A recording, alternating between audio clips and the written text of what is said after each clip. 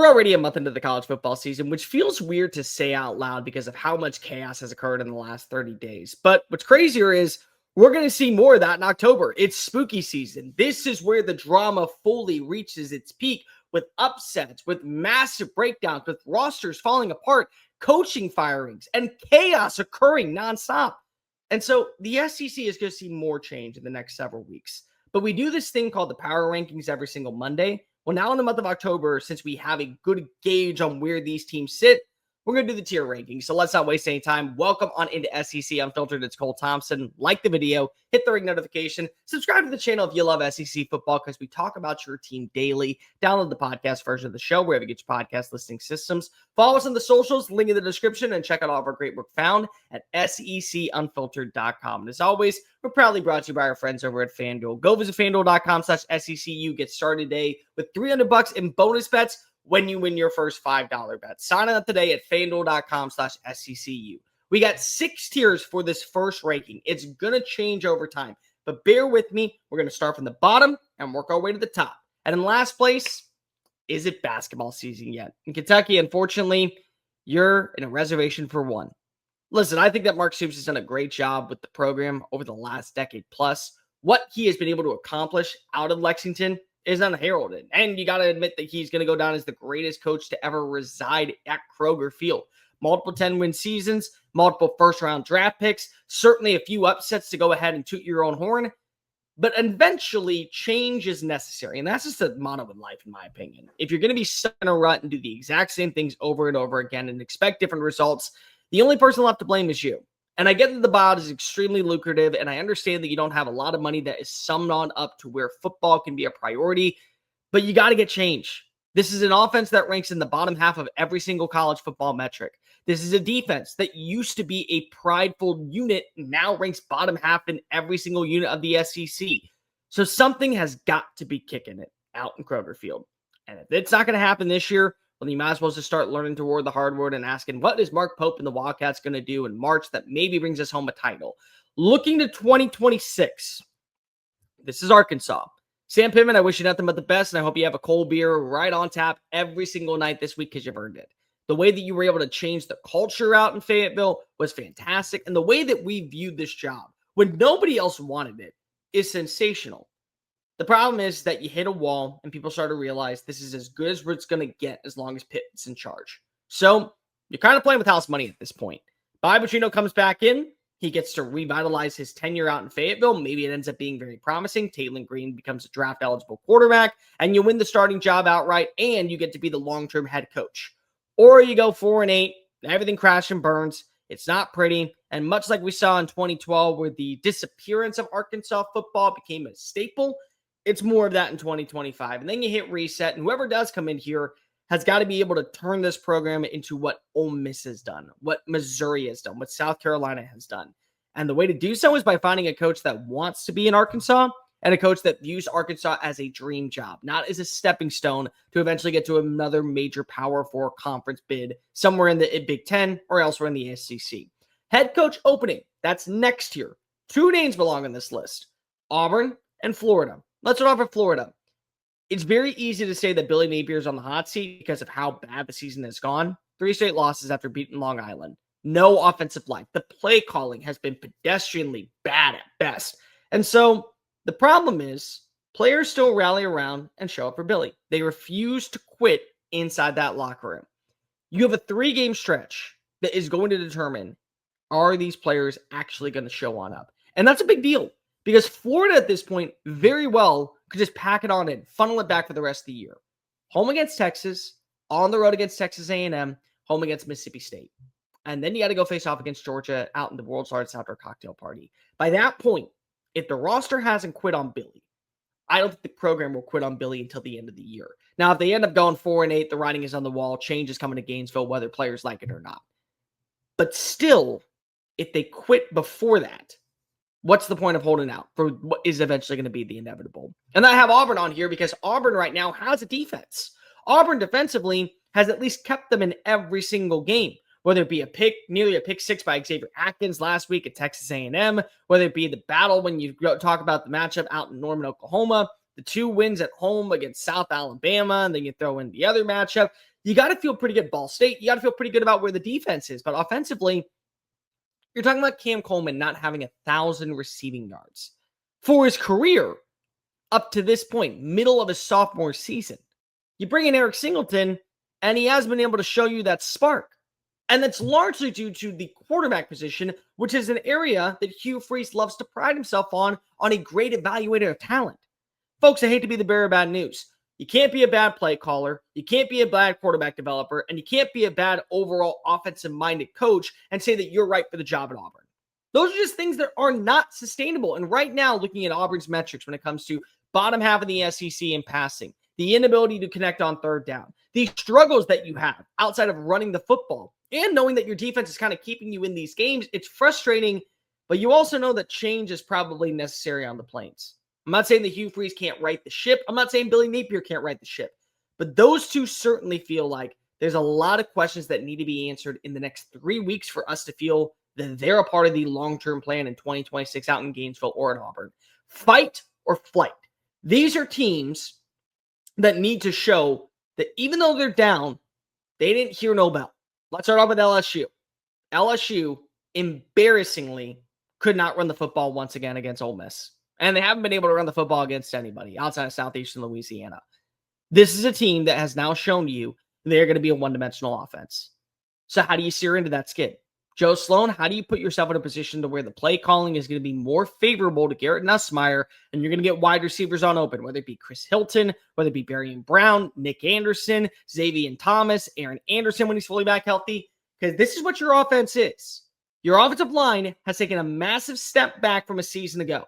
You can't run the football to save your life, and your defense is fighting its way tooth and nail to keep you in every single game. You got to be able to show that there's something left on the offensive side to where you can be a threat to go to the playoff. Because I still believe in LSU as a team that can make it to the postseason. I still think that they're good enough to at least make it to 9+ wins. And if that's where you are, it may end up being good enough to punch your ticket into that 11 seed spot. But right now, you're too reticent on trying to run the football when you know it doesn't work. And you know what you are as an offense at this point. So steer into what does work and make sure you fight back against South Carolina next week. And speaking of which, South Carolina belongs on this list. One thing that was so promising is that we saw the defense finally gain back some momentum last week against Kentucky. They put themselves in a position where they could strike. Look, you have 8 sacks on the day. On top of that, you have 9 tackles for losses. You have 2 forced turnovers that both lead to scoring opportunities. A pick 6 and a scoop and score. You're seeing Dylan Stewart live up to expectation. Both of the Kilgore brothers are meeting expectations. Justin Okoronkwo has been phenomenal at the linebacker spot. And you're winning your one-on-one battles, and you finally add to see a little bit more of that rushing attack. But I do wonder, what is this offense going to be like if you're trusting it all to be on Lenore Sellers? Sellers has looked the part at quarterback. In fact, he's been one of the few things that has stood out that's very promising for South Carolina's offense. Even though there have been some errant passes, even though there have been some deep shots a little bit too far out of reach, there's enough to like about what he has provided that you know you can win every single game as long as 16 is on point. But everybody needs a counterpunch. What is South Carolina's counterpunch? We're going to find that out next week in Death Valley when they take on LSU. Because this is going to be a trap where if you do not show on up offensively, you can only ask so much from your defense and special teams. And that still is probably not going to be enough. I think that Mississippi State belongs here because Mississippi State's coming off a loss. They've been one of the most surprising teams in college football this year. You got to like what you've seen from Jeff Levy's offense. They got the dudes at wide receiver. Brennan Thompson, Anthony Evans, fit like a glove. Just perfect cohesion when you pair them alongside with Fluff Bothwell and Davin Booth. And then remember, Blake Shapen's a quarterback that has worked in this style of offense before. We've seen the completion percentage go up. We've seen the consistency go up. The question is that what's going to happen now that you've dealt with a few injuries and you now have a loss on your schedule? Do you go back to being the old Mississippi State, the one that constantly shot itself in the foot on scoring opportunities, threw into double coverage, and it didn't lead to anything of success? Or do you find a way to get back on the wagon, brush yourself off, and say, it's a new era down in Starkville. We're a good team.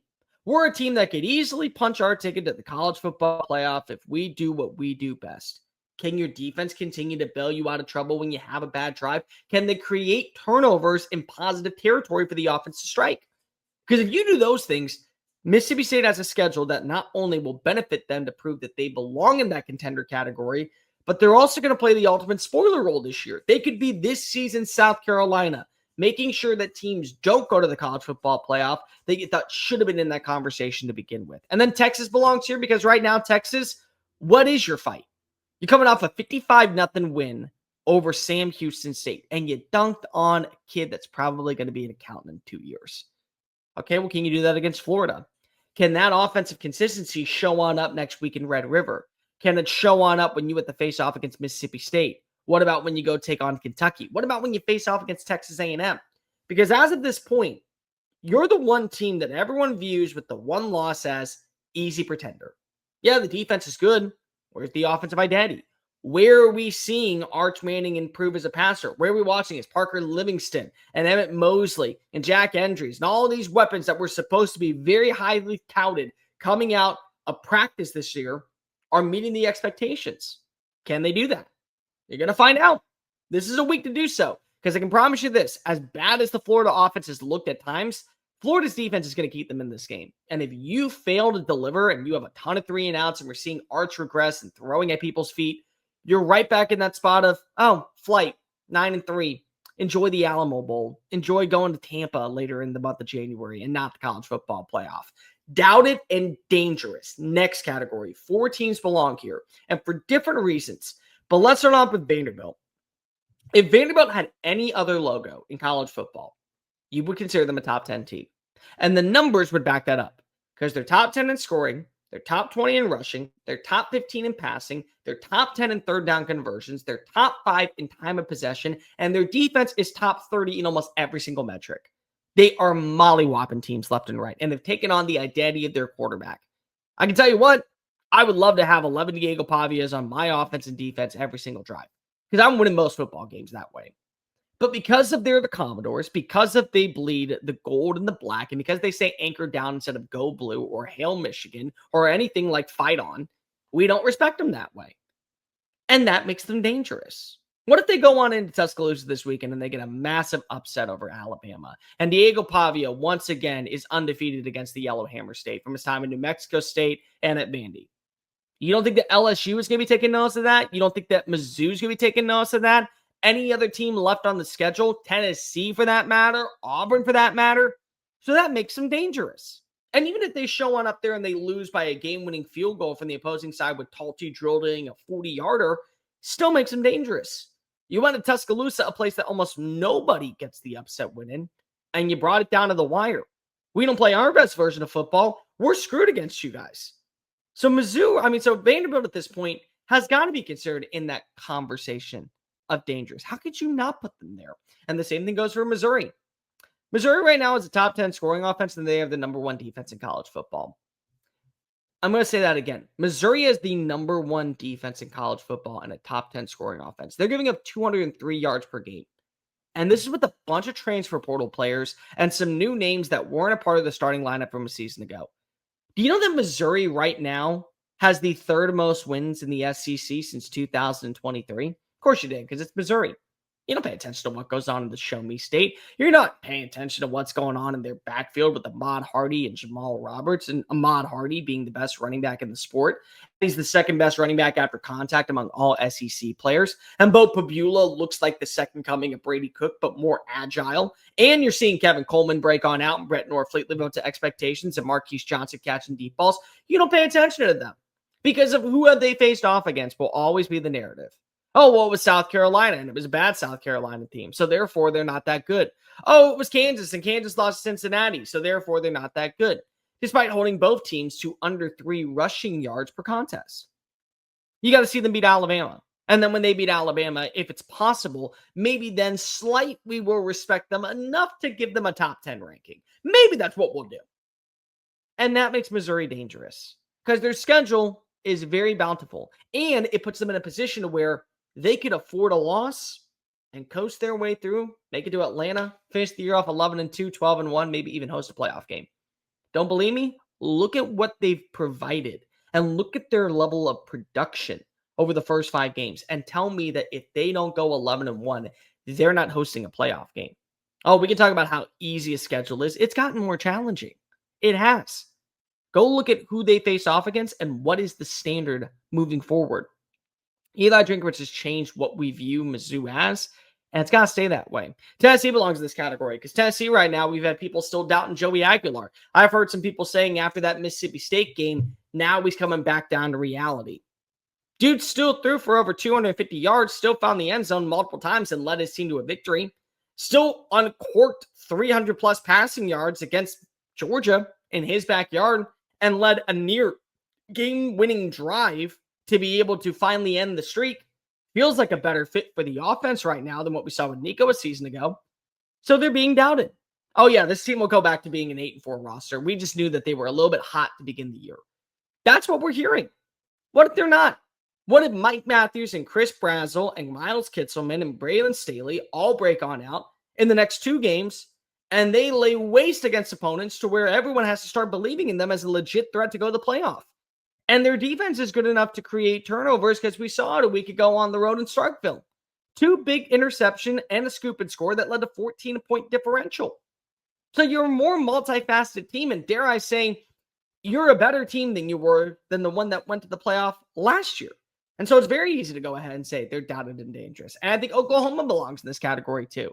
Because if you don't have John Mateer anymore, you may get him back at some point this month. You should get him back if you were to go to November and still be in the hunt for the playoff.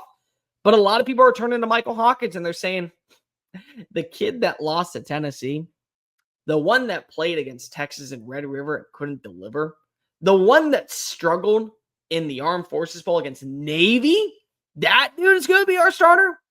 Okay, but now you got Ben Arbuckle as a play caller. And what if it's a better fit? What if that was the missing link to get Michael Hawkins to actually be elevated to the status that many people envisioned? Still got an elite defensive line. Still have one of the best defenses in college football. Still got an offensive line that's mildly improved and a healthy wide receiver room that's getting healthier with Javonte Gibson coming on back in against Kent State this week. You can doubt them all you want, but I hate to be the bearer of bad news. They still feel like a team that if they go 10-2 with their schedule, lock for the playoff. And all you're asking for, if you're Michael Hawkins, is don't put the ball in harm's way and make sure that you continue to win drives with your success meter.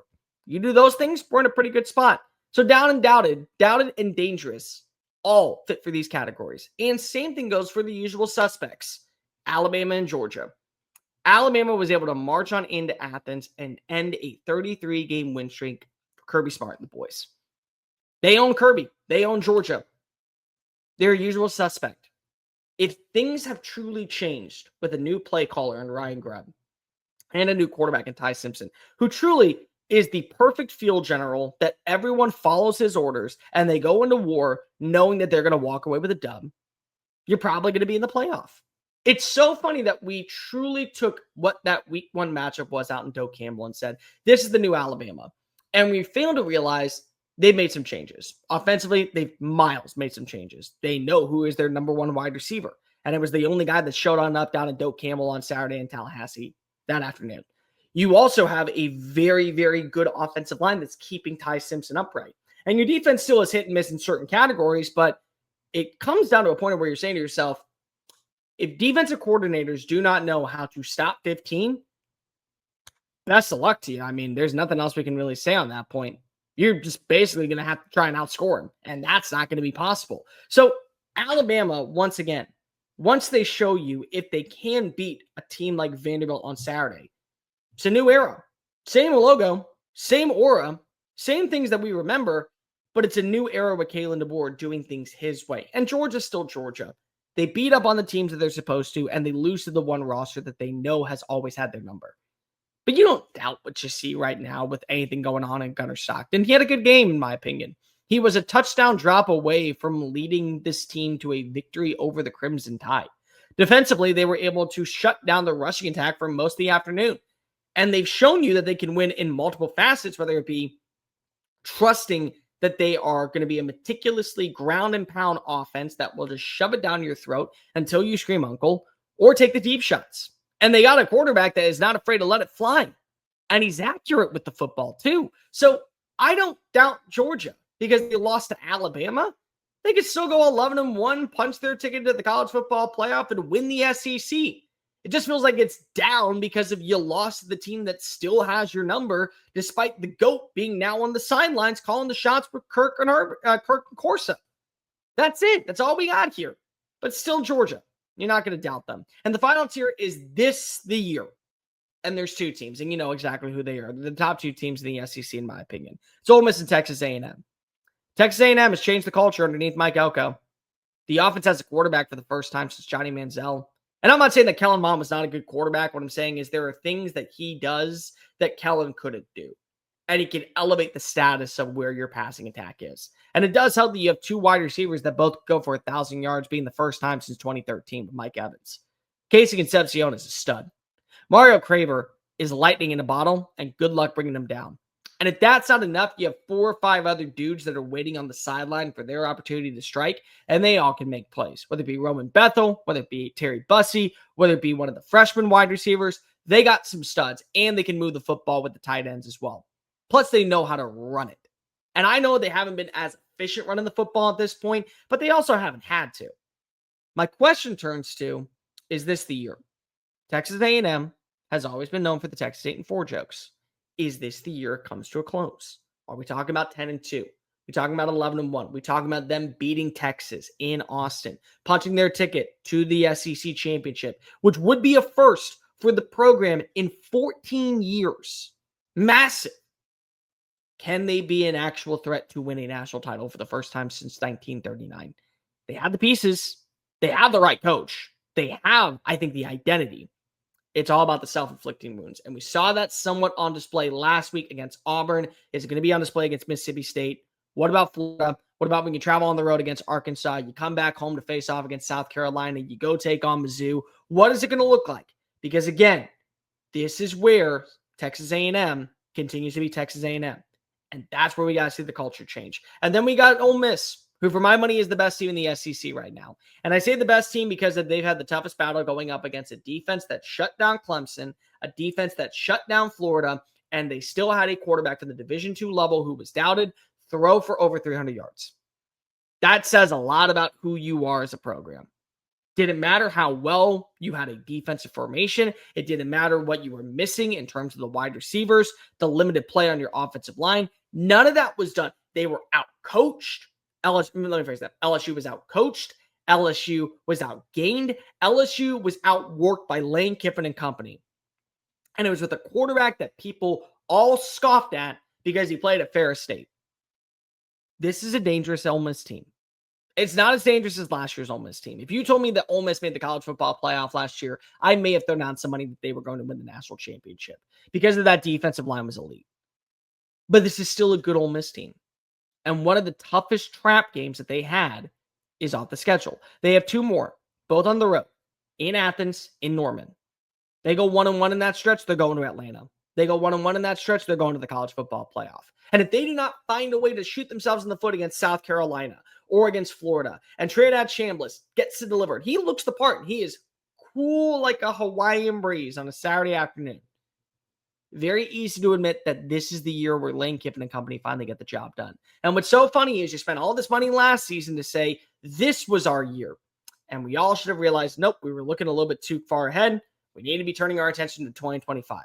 Because that's when there's going to be no expectations and Kiffin and company find their way to go to the college football playoff. But that's our tier list for this week. Is this the year? The usual suspects, doubt it and dangerous, fight or flight, head coach opening looking toward 2026. And is it basketball season yet? Comment, review, make sure that you like the video, hit the ring notification, and subscribe to the channel. Check out all of our great work found at SECUnfiltered.com. And make sure you go visit us at FANDUEL.com/SECU. Get started today with $300 in bonus bets when you win your first $5 bet by simply signing on up at FANDUEL.com/SECU. Same game parlays, hubs, trajectories, whatever you want. Go visit FANDUEL.com/SECU. Get started with $300 in bonus bets when you win your first $5 bet today. Until next time, folks, I am Cole Thompson. This is the tier rankings for SEC Unfiltered.